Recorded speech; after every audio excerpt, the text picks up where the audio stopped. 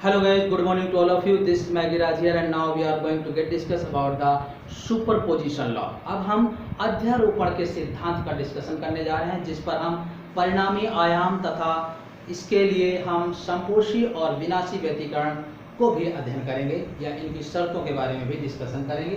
तो देखते हैं कि ये क्या होगा। तो अध्यारोपण का सिद्धांत,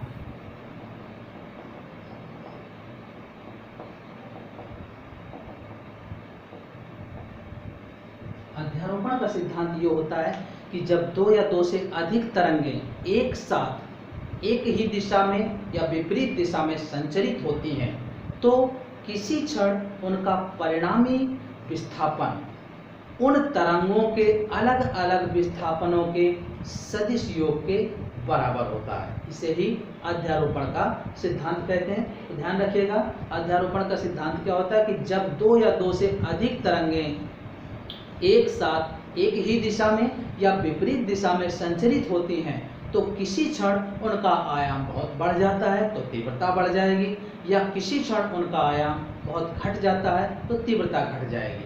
अर्थात किसी क्षण उनका परिणामी विस्थापन उन तरंगों के अलग अलग विस्थापनों के सदिश योग के बराबर हो। तो देखते हैं, जैसे ये कोई तरंग है, इसका विस्थापन समीकरण y1 है। ये दूसरी कोई तरंग है, इसका विस्थापन समीकरण y2 है। ये दोनों एक साथ एक ही दिशा में संचरित हो रही हैं तो इनका परिणामी तरंग जो मिला ये है। मान लेते हैं कि इसका आयाम a1 और इसका a2 है, अर्थात y1 = a1 sin omega t और y2 = a2 sin omega t plus phi हो सकता है, कुछ कला में अंतर हो सकता है। तो जो परिणामी तरंग है उसका आयाम r है, तो y = r sin omega t plus phi dash ऐसे मिल सकता है। अर्थात y जो होगा y1 plus y2 plus dot dot, यानी परिणामी विस्थापन, यानी परिणामी तरंग का जो विस्थापन समीकरण होगा वो परिणामी विस्थापन इन सभी के अलग अलग विस्थापनों के सदिश योग के बराबर होगा। इसे ही अध्यारोपण का सिद्धांत कहते हैं और यही व्यतिकरण की मुख्य शर्त के अनुसार हम व्यतिकरण के लिए परिणामी आयाम भी ज्ञात करेंगे। तो ध्यान रखिएगा कि ये व्यतिकरण के लिए हम क्या डिस्कस कर रहे हैं कि जब दो तरंगें एक साथ एक ही दिशा में या विपरीत दिशा में संचरित होती हैं तो किसी क्षण उनका परिणामी विस्थापन, परिणामी तरंग का परिणामी विस्थापन उन तरंगों के अलग अलग विस्थापनों के सदिश योग के बराबर होता है। अगर दोनों समान दिशा में हैं तो जुड़ जाएगा, अगर विपरीत में होता तो घट जाता। तो देखते हैं कि इसका डायग्राम किस तरीके का होगा। कि ये कुछ ऐसे था कि दो तरंगें संचरित हो रही हैं, तो ये ऐसे था, ये है इस तरीके से चल रही है। पहले का आयाम a1 है, दूसरी तरंग मान लीजिए कि किसी कला के साथ संचरित हो रही है तो ये है ऐसे, ये आयाम इसका a2 है और इस तरीके से चल रही है। कहीं पर ये समांतर दिख रही हैं और कहीं पर ये विपरीत कला में दिखने लगी। फिर धीरे धीरे इनमें देख रहे हैं तो ये ऐसे है, देखिएगा यहाँ पर लगभग समांतर चल रही हैं तो इस तरीके से चल रहे हैं। धीरे धीरे ये विपरीत स्थिति आ गई और ऐसे आ गई, ऐसे। तो देख रहे हैं यहाँ पर आयाम अधिक हो रहे हैं क्योंकि ये लगभग समांतर चल रही हैं, और यहाँ पर देख रहे हैं दोनों तरंगें लगभग विपरीत हो गए, यानी यहाँ पर आयाम घट करके क्या हो जाएगा, शून्य हो जाएगा। तो यहाँ न्यूनतम तीव्रता मिलेगी, यहाँ अधिकतम तीव्रता मिलेगी, यहाँ फिर अधिकतम मिल रही है। तो ऐसी स्थितियां आएंगी, जब आयाम बढ़ेंगे तो तीव्रता अधिकतम होगी, जब आयाम विपरीत स्थिति में होंगे घटेंगे तो तीव्रता न्यूनतम होगी। तो ऐसी स्थितियां आएंगी। तो हम व्यतिकरण के लिए अब परिणामी विस्थापन डिस्कस करने जा रहे हैं। तो y = a1 sin omega t plus a2 sin omega t plus phi. अब हम इसको ब्रेक कर देते हैं sin a प्लस b से। तो y = a1 sin omega t plus a2 sin omega t cos phi plus cos omega T sine phi. अब इसका अंदर मल्टीप्लाई कर दीजिएगा, a1 sine omega T plus a2 sine omega T cos phi plus a2 cos omega T sine phi. देखिएगा कि इसमें sign omega T common ले लीजिए, तो y equal to a1 plus a2 cos phi sine omega T plus a2 sine phi cos omega T. तो देखिए sign के form में तो इस वाले टर्म को कॉस के फॉर्म में मानेंगे, और परिणामी विस्थापन है तो आयाम के रूप में होगा, और परिणामी तरंग का आयाम हमने r के रूप में माना था, तो ये r cos थीटा मान लेते हैं और ये r sin थीटा मान लेते हैं। तो देखिए ये बना r cos theta sin omega T plus r sin theta cos omega T. तो r कॉमन आ जाएगा, sin a cos b plus cos a sin b,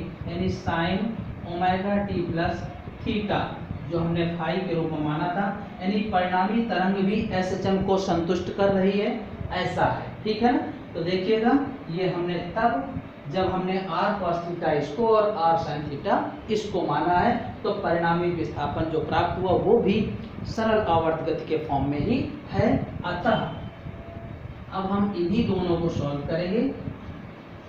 r cos theta equal to a1 plus a2 cos phi और r sin theta equal to a2 sin phi, ठीक है ना। ये दोनों को वर्ग करके जोड़ दें तो परिणामी आयाम यानी r का मान प्राप्त होगा। तो देखते हैं, वर्ग करके जोड़ने पर तो r square cos square theta plus sine square theta equal to a1 plus a2 cos phi whole square plus a2 sine phi whole square. तो cos square theta plus sine square theta क्या हो जाएगा 1, तो ये आ जाएगा r square into 1, ये आ जाएगा a1 square plus a2 square cos square phi plus 2a1 a2 cos phi, और इस वाले पद को इसके पास लिख दीजिए a2 square sine square phi, ठीक है ना। इसका एक्सप्लेनेशन ये और ये, तो ये दोनों पद एक साथ लिख देंगे जब, तो r square equal to a1 square plus a2 square cos square phi plus sine square phi 1 2a1 a2 cos phi, तो r square equal to a1 square plus a2 square plus 2a1 a2 cos phi आ जाएगा। या इसी से आप r का मान निकालें तो पूरे में अंडर रूट लग जाएगा, तो ये परिणामी आयाम आ जाएगा, ध्यान दीजिएगा। तो अब हम इसी से संपोषी और विनाशी व्यतिकरण, यानी संपोषी वह स्थिति है जहां आयामों का पोषण होता है, आयामों में वृद्धि होती है, तो वहां तीव्रता भी वृद्धि होती है, क्योंकि तीव्रता और आयाम में सीधा संबंध है I प्रोपोर्शनल a स्क्वायर, तो I1 upon I2 equal to A1 upon A2 whole square, ऐसा संबंध बनता है। और इसी के साथ अगर हम देखते हैं, देखिएगा नोट 2, संपोषी व्यतिकरण के लिए cos फाई की जो वैल्यू होगी +1 होगी, अतः संपोषी व्यतिकरण में फिर ये r मैक्स का स्क्वायर बन जाएगा, a1 square plus a2 square plus 2a1 a2 cos phi की वैल्यू +1, ये बन जाएगा a1 plus a2 whole square, और ये बन जाएगा अधिकतम तीव्रता I मैक्स, ठीक है ना। तो ध्यान रखिएगा, संपोषी व्यतिकरण के लिए cos फाई का मान +1, और ऐसी स्थिति में आयाम भी अधिकतम होगा तो तीव्रता भी अधिकतम होगी। और इसी के साथ अगर हम विनाशी व्यतिकरण के लिए देखें, व्यतिकरण के लिए तो cos फाई का मान -1 होता है, तो ऐसी स्थिति में r जो होगा न्यूनतम होगा, a1 square plus a2 square plus 2a1 a2 -1, तो देखिएगा प्लस माइनस, तो ये क्या हो जाएगा माइनस, तो ये बन जाएगा a1 minus a2 whole square, और इसको हम न्यूनतम तीव्रता भी लिख सकते हैं। ठीक है ना। तो इस तरीके से ये अधिकतम तीव्रताएं और न्यूनतम तीव्रताएं प्राप्त होंगी। और इनका अगर हम अनुपात भी लिखना चाहें दोनों का, तो आप ऐसे लिख सकते हैं कि आई मैक्स और आई मिनिमम का जो रेशियो होगा, आई मैक्स और I minimum A1 plus A2 whole square और A1 minus A2 whole square, ये आ जाएगा। तो इस तरीके से अधिकतम और न्यूनतम तीव्रताओं का भी अनुपात हम ज्ञात कर पाएंगे।